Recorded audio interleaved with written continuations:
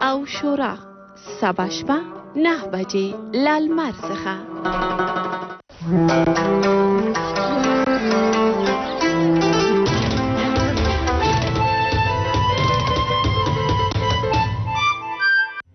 خانو ته غواړې څه وکې؟ زه غواړم چې هغه پښیمانه شي. ما ماتې به نه پښیمانه کېږي غمزي، که پښیمانم شي خو تا ته یې نه وایي، عین ما ته یې نه وایي غمزي جانې. وبه یې وایي؟ څنګه به وي ووایه. زه به هغه په داسې توګه پښیمانه کړم چې د دروازې شاته مې ودرېږي او ووایي چې ما وبخه. پام کوه چې هغه سره چل ونه کړي. زه نه غواړم چې ما سره جنجال وکړي او ووایي چې ولې دې دا مېرمنه زما غاړې ته واچوله. همداسې چې زه ستاسو په کار کې کار نه لرم، تاسو هم زما په کار کې کار مه لرئ. ښه نو ته ما ته ولې راغلې؟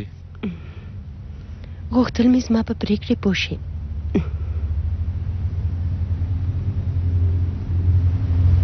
ټولې پاتې مې در وښودلې. وسلې له کومې خوا څخه اخلې؟ د انټرنټ له لارې. بې ځایه خبره دې بس که، د سړي غوندې خبرې وکړه. ستاسو د لګښت پیسې څوک ورکوي؟ ځواب راکړه. له کوڅو او سړکونو خیرات ټولوو، پوه شوې؟ پرته له سادي پاشا نه بل د چا وژلو پلان لري؟ د لوی اسکندر او پولاد علمدار. او بل؟ که یې نومونه واخلم نه یې دا کمره ثبتولی شي او نوم ستا سر کې دومره مغزه شته. څه مې چې وویل ټولې رښتیا دي.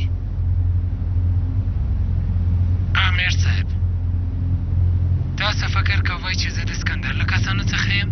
مه خفه کېږئ، زه هېچ چاته کار نه کوم، پوه شوې؟ او د اسکندر څوک دی؟ زه هغه هېڅ نه پېژنم. او د اسکندر څوک دی؟ زه هغه هېڅ نه پېژنم.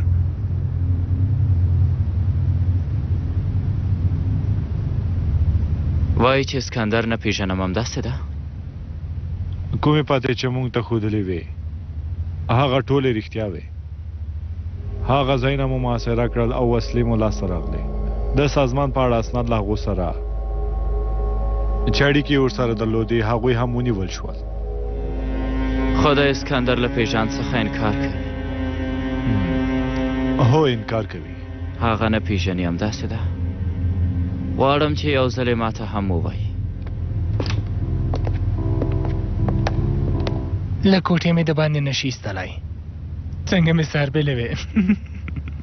بېلوې؟ سمه ده نو بېلې که.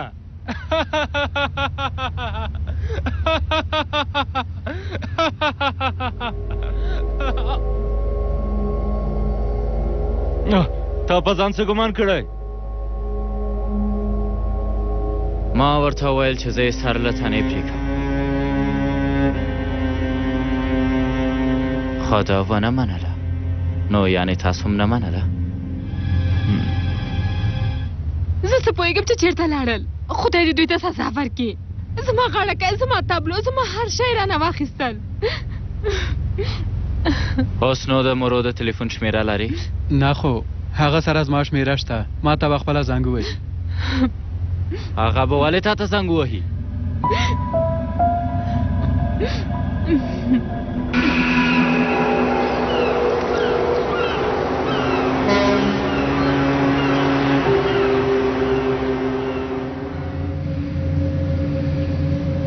لالا، پولاد علمدار څه وویل؟ څه؟ پولاد علمدار درته څه وویل؟ تا ته ډېر سلامونه وویل، چاته نه؟ وعلیکم السلام. خپله یې دلته راځي لالا؟ هو راځي، په لاره کې دی. وویل چې هغه تابلو وساتئ، زه په لاره کې یم درځم. هغه په دې تابلو څنګه خبر شو؟ ستا نیا ورته ویلي دي. نیا مې؟ ولې نه پوهېږې چتن لالا؟ مورو رئیس له تا سره ټوکې کوي. دا تابلو مې له مخې لرې کړه چې اعصاب مې ورته ډېر خرابېږي. لالا، اسکندر د اعصاب نه خرابوي. دا توطیې او چلبازي د اعصاب نه خرابوي، خو دا ښایسته تابلو د اعصاب خرابوي. بروشواګان هم ستا غوندې بې شرفه دي. هم د بېوزلو خلکو پیسې خوري او هم دا ښایسته انځورونه وباسي، بیا د صنعت نوم ورباندې ږدي. خدای دې ستا سره ټول تباه کړي.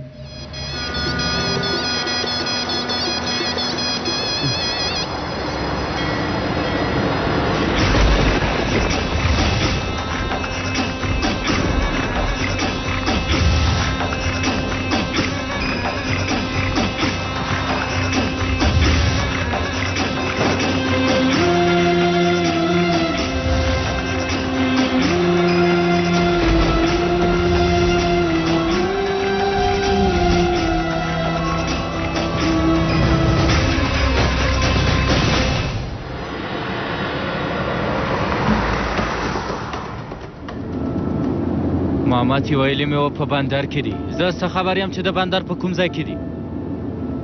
تر څو چې ما سره خبرې کوي هغوی پیدا کړه. ماما چې زه مرو ته اړتیا لرم خو ځان دې له سکندره لرې وساته. زه په لاره کې یم. سمه ده رئیسه. ته له کله نه د هغوی اندېښنه کوې ابراهیم؟ دا کار به درته ډېر سرخوږی جوړ کړي. ونه وایه چې درته مې نه وویلې. هغه بې شرفه خو زه واشنم. نه د زړه سره دا بندر خو نور ستا نه دی. څنګه کولی شې چې زما بندر کې څوک ووژنې؟ د زړه سره هغه دوه مرمۍ زه په خېټه ویشتلی وو. که ستا بندر وي که زما بندر وي چې هر چیرې وي ما ته پروا نه کوي. ان که په جومات کې وي زه هغه له منځه وړم. بیلوته موږ د خپل تربور په اړه کیسې نه کوو. زم غواړم چې هغه له منځه یوسم خو دا چې رئیس ویلي نو ځکه څوک هغه نشي وژلی پوه شوې؟ د زړه سره ته ولې نه غواړې چې ما درک کړي؟ بیلوته رئیس به له هغه نظري پوښتنې کوي خو همدا چې موږ ته یې وسپارو بیا در سره ژمنه کوو چې موږ دواړه به هغه له منځه یوسو. نو موږ باید خپله موضوع خلاصه کړو چې موږ ځو. زه نه غواړم چې په دې موضوع کې دخالت وکړم. زما یې په سکندر څه زما یې په مورو څه.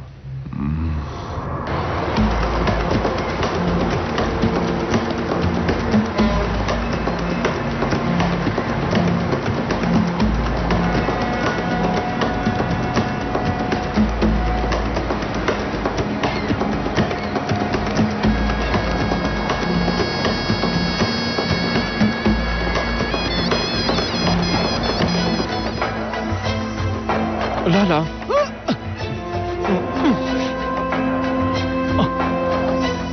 موږ یې محاصره کړي اوس نو څنګه وکړو څنګه وتښتو؟ څه کولی شو؟ پوله درمدره او کسانو ته به یې په تمه شو.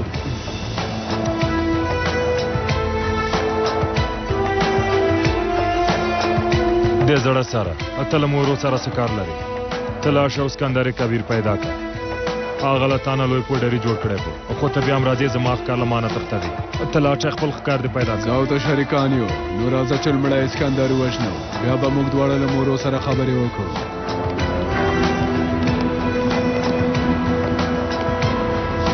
احمقه دا مورو چېرته دی؟ ولې تر اوسه نه دی راغلی؟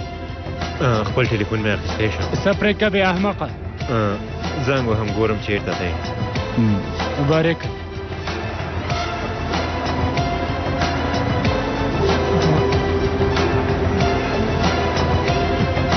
رئیس صاحب دوی شمو په رښتیا موږ سره خیانت کړی؟ ته ولې دا پوښتنه کوې؟ همدا اوس یې هغه ته تلیفون ورکړ. کوم چا ته به زنګ وهي؟ وای شمه یوې ښځې ته زموږ د خیانت راپور ورکوي یعنې چې موږ یې خرڅ کړو.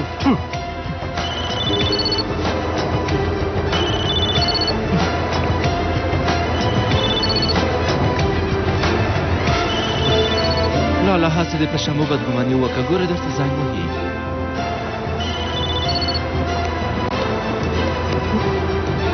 هغوی راغلل رئیس صاحب هغوی راغلل.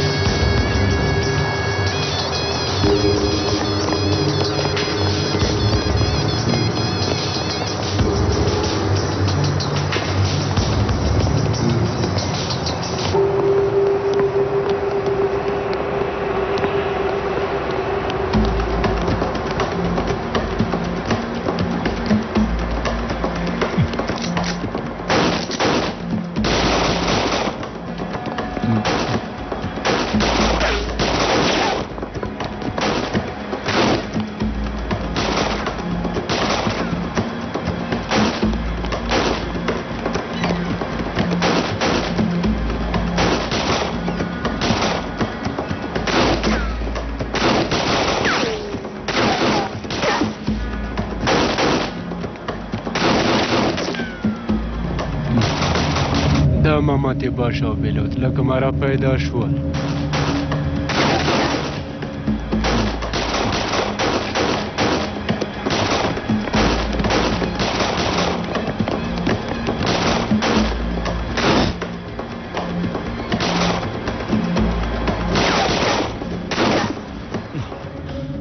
لالا ماماتې باشه او یالچین بیلوت هم دلته دي.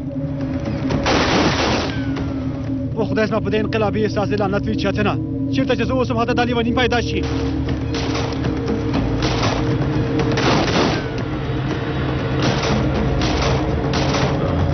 ستا په ان بازار به یې وغلو د بندر واخلي شریکه که زه ستا په ځای وای نو همدا اوس ورتلم او هغه پاڼې مې لاسلیک کولې وروره سبا ته به د بندر بیه د عادي ځمکو نه هم کته وي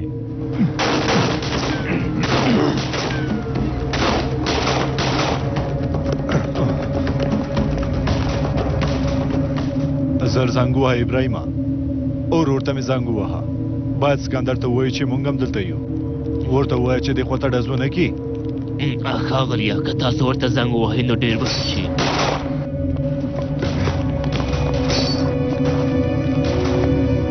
زه به مې ورور ته زنګ ووهم 315 ته زنګ ووهه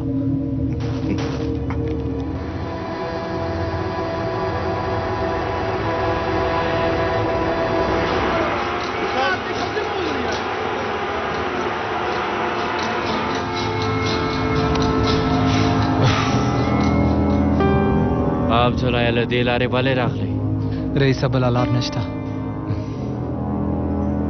ښه که ستاسو اجازه وي زه په یوه بله لاره هم بلد یم کومه لاره هغې خواته ده ورشه عبدالله زر کوه نو هله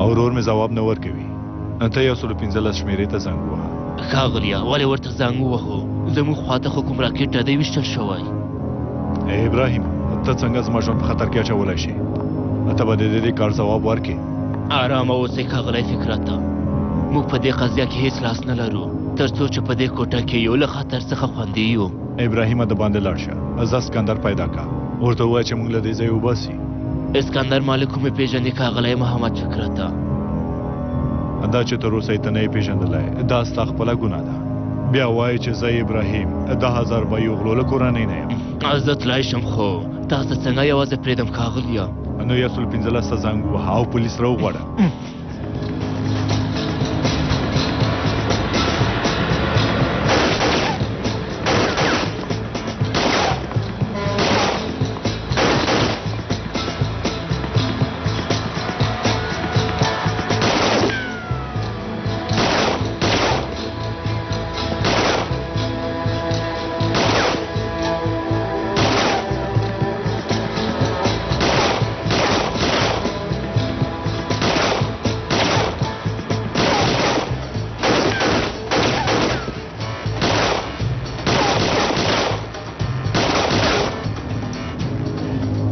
آی خدایا $1,000,000 هم له منځه ولاړل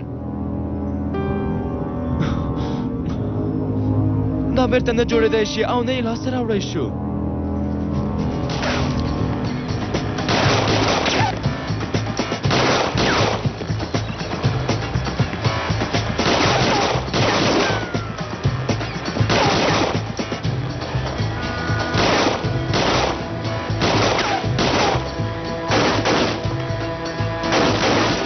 لعنتیانو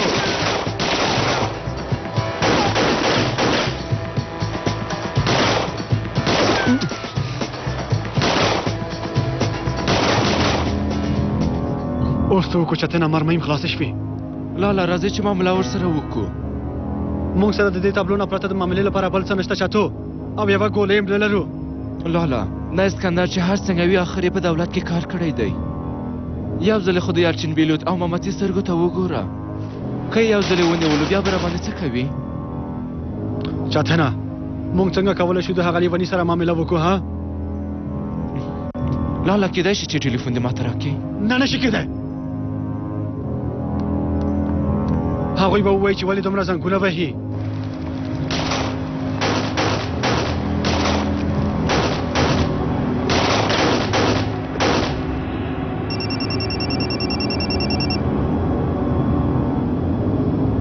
بله لیونیه تاسو چیرته یئ بلې لیونیه ای خدایه ته به کله پوه شې چې د یو چا عیب ویل د هغه په مخ کې ښه کار نه دی واډاکو ګډې وډې خبرې مه کوه پولاد علمدار ته ټلیفون ورکړه څوک دی مورو دی یوه شیبه راک